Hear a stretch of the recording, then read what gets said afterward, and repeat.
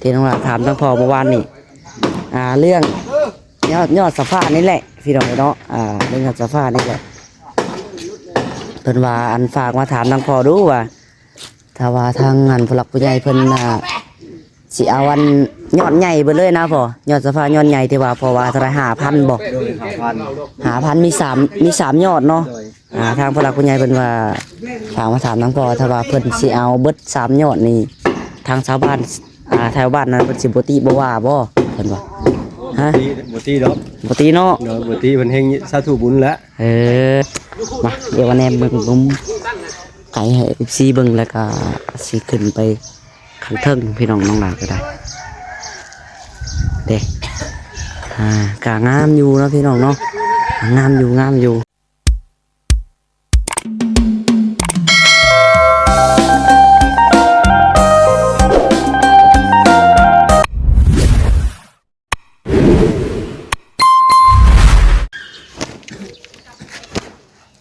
ตัดอีหยังตัดหมุดเนาะ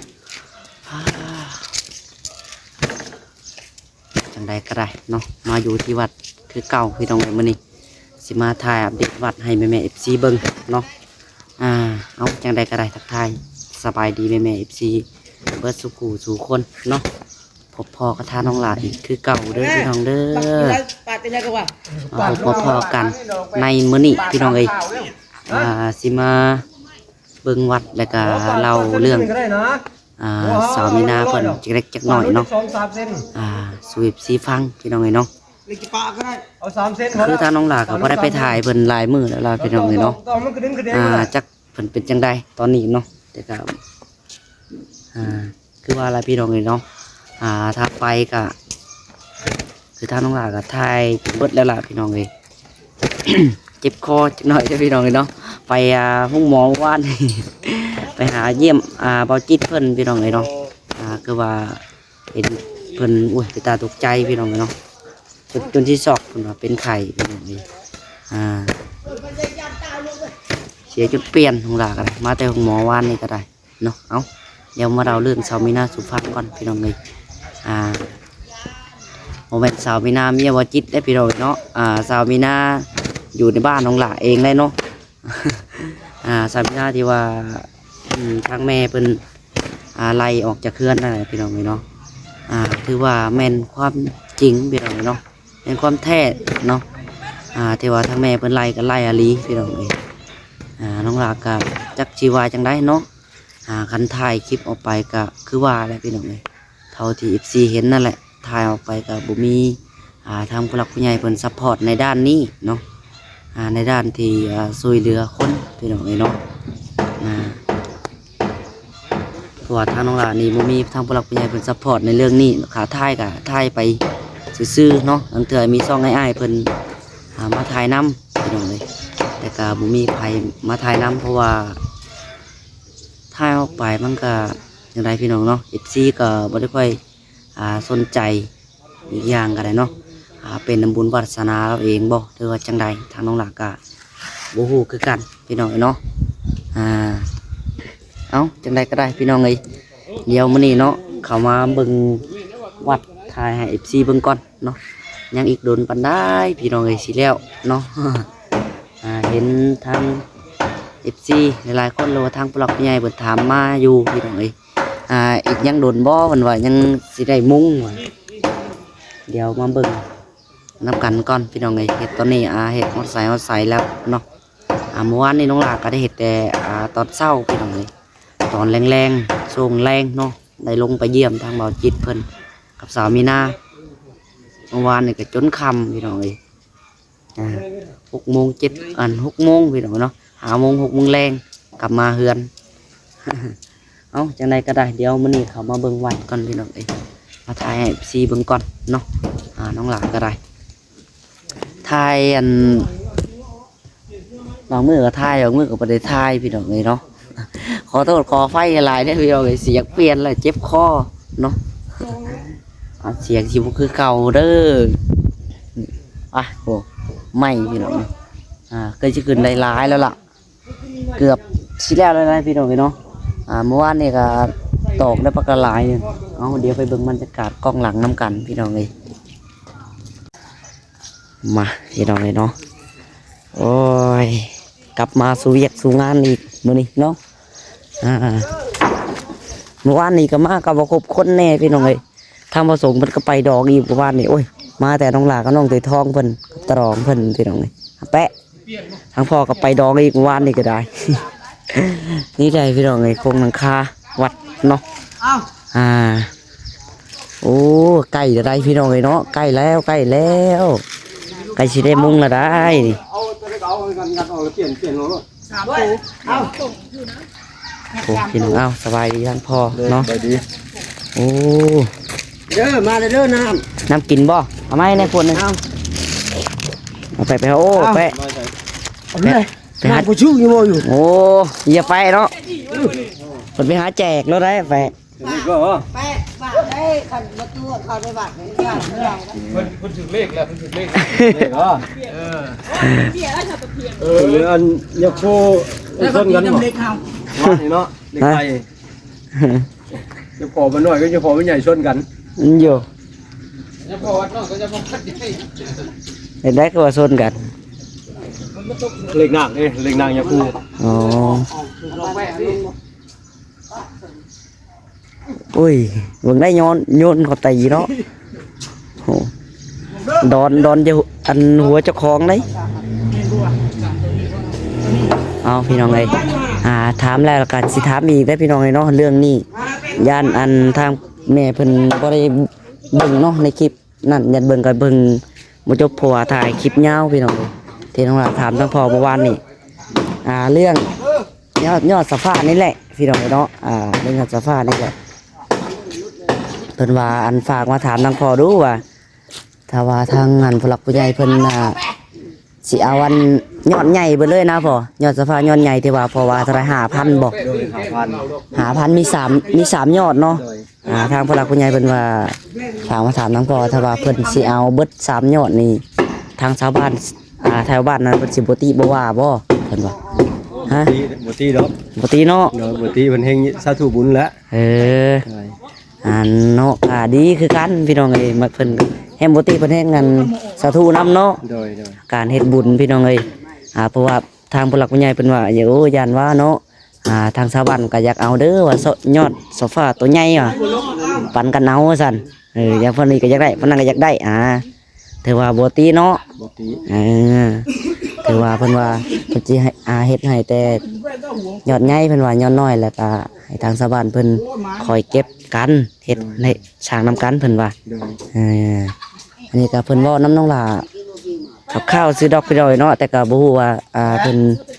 สิเอาจังไดเนาะน้องหล่ากับบ่ฮู้คือกันอันนี้ก็แล้วตามเพิ่นพี่น้องเนาะ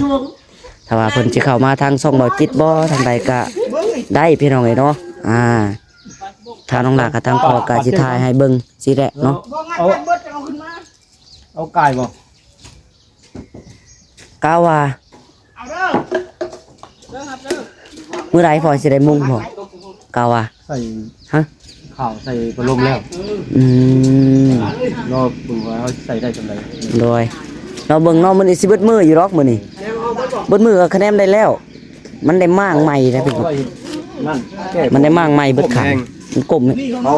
ใส่แล้วมันดิ้นไม่เลยโก่งเองนี่ มันกลงมันบิดมันเบี้ยวแล้วฝนตกห้ามเราตะรองไม่เฮ้ยบ่คือเล็กแล้วคำเล็กนี่โย ไม่ได้พี่น้องไอ้ไม่นะคอมทีคอมนามันได้เสามันก็ฮู้แล้วล่ะเนาะบ่ได้น้อยเอาซ่ามันก็ใส่เสาน้อยมันสิครึ่งมันค่าบ่อยู่เนาะเบิ่งมันค่าอะไรพี่น้องเอ้ยปู่อุ้ยไม่เนี่ยเบิดดงนึงเพิ่นซั่นตอกเลยเอาพี่น้องเดียวน้องลาขออนุญาต กินน้ำกับพี่น้องเดียวยังถ่ายต่อเนาะ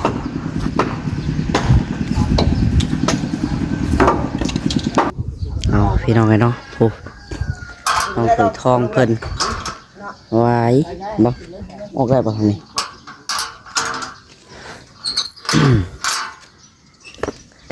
ขายไปเบิ่งข้างคุณก็พี่น้องเลยยัดกอดตีมันตกไข่หัวแล้วเนาะ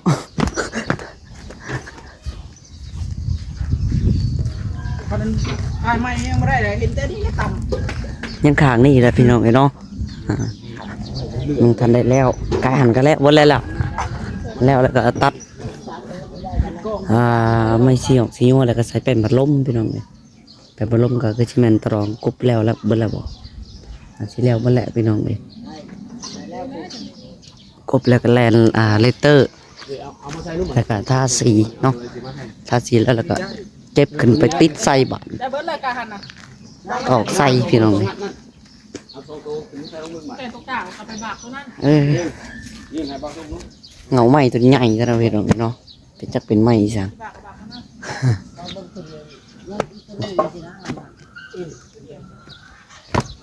เอาบ่บ่จะบ่จะท่อมอะไรไงไม่ออกมาเป็นสูงบ่สูงแรกตัวนั้นน่ะ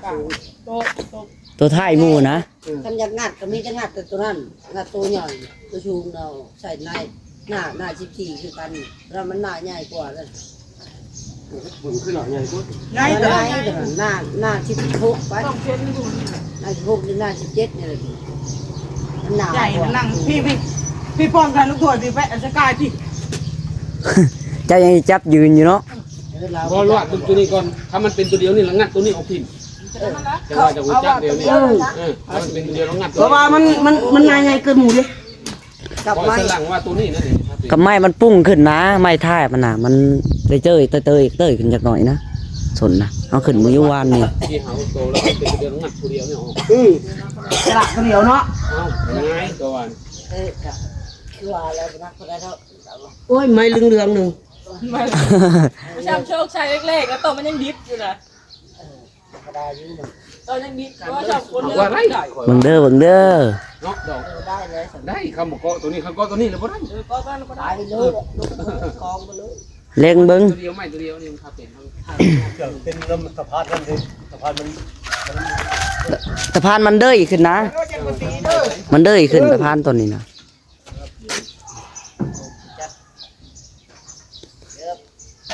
ซอยกัน ทีละกาด ว่าได้ตอกใหม่เนาะ นี่ผ่านนั่นถึงแล้วลูก พอแห้งรอตอกซ้ำอยู่เนาะอยู่ในผู้ นี่ได้ เออ ตะกี้นะวันช่างเล็กชิบ เอาเลยเด้อ วางไว้กับตัว สู้ลงมาสู้ลงมาเลยสู้ลงมาตีเลยไปใกล้แล้ว ตะแปะเลยโอ้เลย ตี ๆ ตะแปะ ตะแปะนี่เนาะ เขาบอกตีแปะ อันตีตะแปะเขาอะ ว่าแปะโอ้ พอแห้งเลยเนาะ ติดหน้าย้อยไหมยังลายตัวบ่ วัน2 เซน 3 เซน6 เซนตัวแล้ว ลงไปสุกรถไปนะสุกเอาเบิ่งนั่งนะ เบิดเลยบ่ได้ยู่เข้ารถมันเลยส่งตัวนะ สูตรอันสุกลงทางใต้อะทั่วแล้วเนาะ ไม่ขนมปลา มันคาเนาะมันปลดออกแล้ว อยู่บ่ได้ แม่แปะจำเรานักเลยคำว่าลงหลุมไปเถอะลงว่าหลุมรถ เก็บอุปกรณ์ก่อน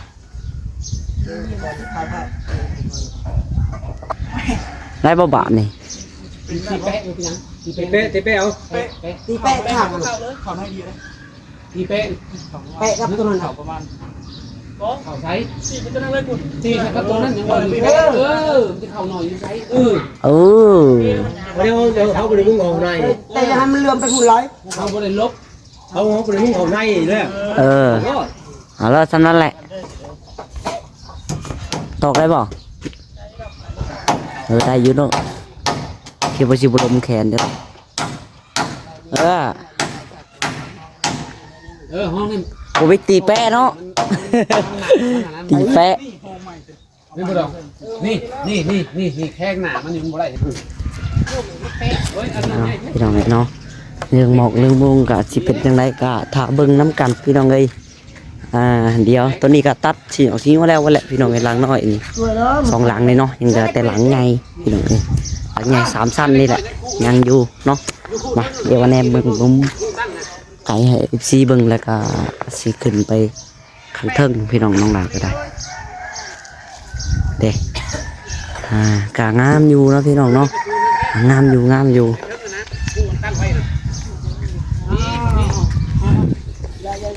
ไม้ที่เขาขนมาเลยพี่น้องสิเบิดแล้วเด้เนาะกาวว่าเบิ่งก่อนเนาะพี่น้อง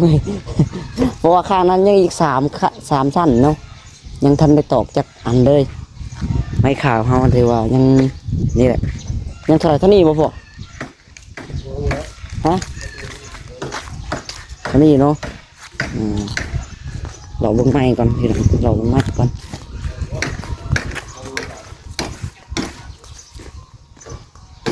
พี่อยู่พี่น้ำอยู่พี่ก็มีอยู่เนาะอยู่พี่ไม้ตัวเก่าบ่พอหรือว่าไม้ตัวเขาซื้อมาไม่ตัวเก่า ตัวเก่าเลยเนาะอ๋อตัวเก่าก็ยังบ่เบิดนี่ยังอยู่นี่ เหลือก็เพดานก็เพดานเลย จะเผาเรื่องเผาก็ได้เรื่องเพดานเนาะถ้าว่ามีก็ดีคือกันเนาะเอาให้มันแล้วตัวนี้ก่อนพี่น้องเอ้ยฮะเอามือเลยก่อนขั้นตอนสุดท้ายยังได้เห็นเพดานนี่ คำติดอันยอดสะโพกสะฟ้านี่ทั้งเฮาเองบ่ติดหรือว่าเพิ่นมาติดตั้งให้พอหรือว่าจังได๋นี่คือสร้างได้เห็นเอง อ๋อเอาอันมาวางลบแล้วก็วางอันเน็บยอดเฉพาะเลยวางเป้าไว้คือลบเลยน้องหลานนี่บ่ฮู้พี่น้องนั่นแหละถามน้องพ่อบ่เคยติดจักเทื่อบ่เคยเฮ็ดประตูโค้งจักเทื่อนะ ถือว่าบ่เคยเฮ็ดนะพี่น้องเอ้ยเนาะ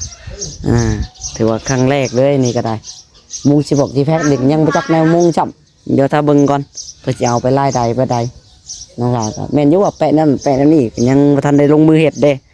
คำบ่ได้ลงมือเฮ็ดมันบ่จักกันเนาะว่ามันสิยากหรือว่ามันบ่ยากต้องลงมือเฮ็ดซะก่อนพี่น้องจังฮู้ว่ามันยากบ่หรือว่าง่ายพี่น้อง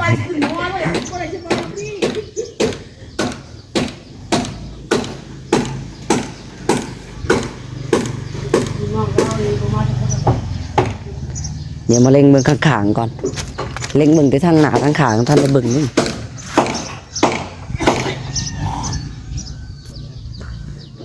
หลังคาซ่อนกันดีพี่น้องเนาะคันไล่แบบนี้กัน1 2 3 4 5สั้นเนาะนับไปหอดหลังใหญ่ดิค่ะ หาสั้นนั่นเนาะบ่หาสั้นเลยพี่น้องหาสั้นเพื่อสิแล้วเด็กกับปลาโตเนาะสิพกสิแพ็คเลยในกะมุงมือก่อนแต่ว่าสิพอแต่หลังน้อยไปจักหลังใหญ่ยังพี่น้องรออีกบ่โดนพี่น้องเนาะถ้าว่าเฮาได้เฮ็ดซุมื้อแบบนี้เนาะพอยันแต่ค่าเวียกค่างานไปทั้งอื่นนั่นแหละพี่น้องเอ้ยมีแต่งานมีแต่ดองช่วงนี้นั่นแหละมันเลยงานเฮาก็ล่าช้าไปกันได้มาลงมือเฮ็ดแท้ๆก็โอ้บ่โดนเนาะอีกอย่างมันก็เป็นงานแบบละเอียดพี่น้องงานยากแน่อันนี้เนาะพอมันต้องได้ผ่านแมตไบรดีนะพี่น้องเลยพลาดไปเส้นหนึ่งก็จังหวะสิมุ่งไบรไปจักเส้น2 เส้นนี่จะว่าได้อยู่หรอกเนาะประมาณเส้นเนาะพอถ้าเกินหันก็บ่ได้นับกันได้อยู่ครับมันใช้ความละเอียดแล้วก็ความถี่พี่น้องตอกไม้ขาวเบิ่งเนาะจากเส้น30 เส้น30 เส้นได้พี่น้องเลยถี่เลียนอยู่พอเบิ่งจากจีแฟกเขาก็ยังเงิน30 เซนด้วยกันบ้านเอาขี้บ้านเพื่อการเมืองข่าวนู่นจริงบักมันมีข่าวเลยบักเขาบักคนนั่นเองบักเติมเลยบักไม่โคตรมันได้หมูบ่ได้บุกหมูได้หมู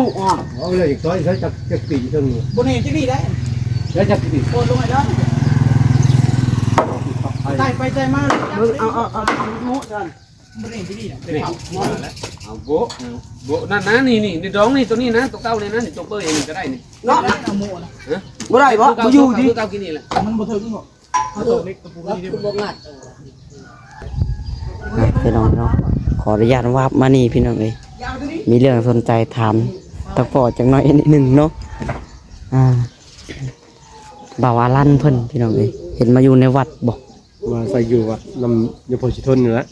ใส่กินข้าวกินน้ำอยู่นี้แล้วมีที่พักที่อาศัยเราก็ไปได้ ไปอยู่เฮือนย่านวัยรุ่นทรงเซ็งนั่น มีเรื่องเสียงนมปอนมแป้งบ่ นึงแป้งโอ้ พวกนี้คือสิเป็นไข้แน่บ่หรือว่าจังใดจังหวะเนาะ จังว่าวันนี้ก็ได้ยังบ่ฮู้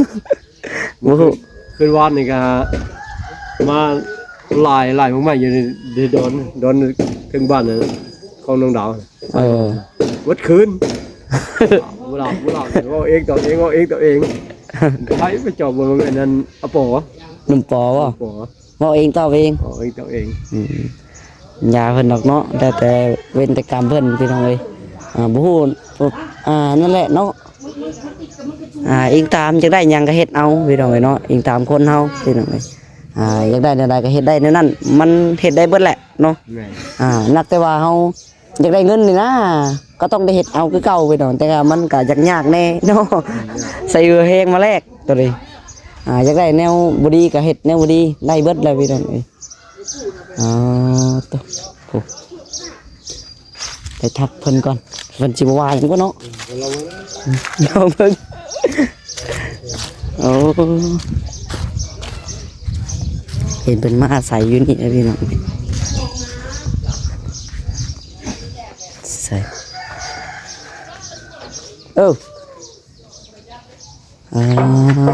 สบายดีลันโอ้โตมาอยู่อาศัยอยู่พี่บ่อยู่นำวัดกินข้าวแล้วมื้อนี้กินแล้วบ่ได้ไปอยู่นำมันอันนั้นบ่ทางงานเนี่ยทางท่านหมอเพิ่นบ่ได้ไปเป็นไรคือบ่ได้ไปบางมื้อก็ไปบางมื้อก็บ่ได้ไปเนาะเพิ่นมาใส่อยู่นี่พี่น้องอยู่วัดเนาะกินข้าวกับหยังมื้อเช้านี่กินข้าวปลา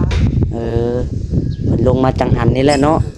อาศัยอยู่นำวัดนำว่าไปพี่น้องนี่เอาก็ได้ดีซะเนาะอยู่เพิ่นนี่แหละอยู่เป็นเด็กวัดก็ดีคือกันถ้าว่าอยู่เป็นเด็กวัดก็ได้อยู่อาศัยนำญาเพิ่นพี่น้องเอ้ยน้องลาคิดว่าไผแล้วเนาะเห็นว่านอนอยู่ เข้าใจหลายๆเดี๋ยวไปเบิ่งเพิ่นก่อนพี่น้องเอ้ยไปเบิ่งเวียกกันเนาะบ่เคยเห็นได้พี่น้องเอ้ยเนาะเห็นเพิ่นมาอาศัยอยู่วัดว่าซั่น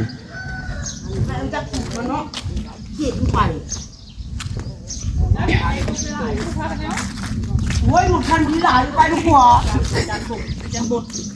เบิ่งเขาไปคืนแม่เบิ่งขึ้นให้มันขึ้นลง แปลว่ามิมมันเอาเห็นไงต้นเลิกตะเทียบกันไปเห็นแล้วห้างเดียว นี่ยังเพิ่งบ่ ตัวหาคนนี้แม่ตัวหาคนนี้เรามีฐานเรา มิมได้เว้ย โอ้ยมิม โอ้นี่จับทางสึกกระเจ้า ไปก็ชวนจะไปจะเข้าไปนี่ก็ยืนเนาะ โอ้ยถ่ายจนโน่นย่า ไก่ย่างน่ะไต้หวันเฮานี่ มิมบ่แปะย่ายังมิม ย่ายังจับทางชันโน่เลย ว้าวก็มาต่อได้มั้ยเข้าไปก่อนโลกที่มันตอกบ่ไหลพุ่น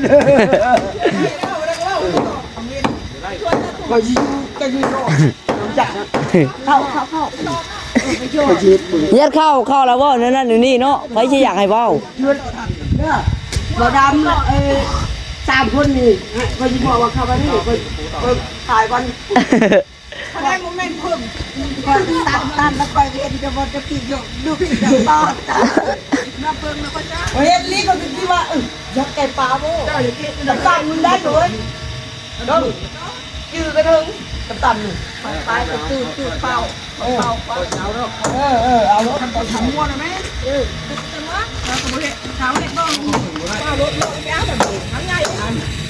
เล็งมุมไก่กันพี่น้องเลย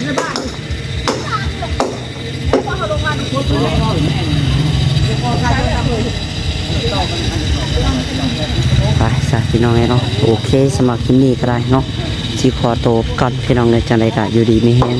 เบิดสุขุสู่คนพี่น้องเลยเดี๋ยวไปพ้อกันคลิปหน้าเนาะจะขึ้นไปเบิ่งข้างเทิงพี่น้องเลยคือไปเลาะเบิ่งได้จักหน่อยพี่น้องเลยเนาะ ไปสำหรับคลิปนี้ก็จะขอตัวลาไปก่อนพี่น้องเอ้ยเอาจังรายการอยู่ดีมีแฮงเบิดสู่คนพี่น้องเอ้ยเนาะเอาสบายดีพี่น้องบ๊ายบาย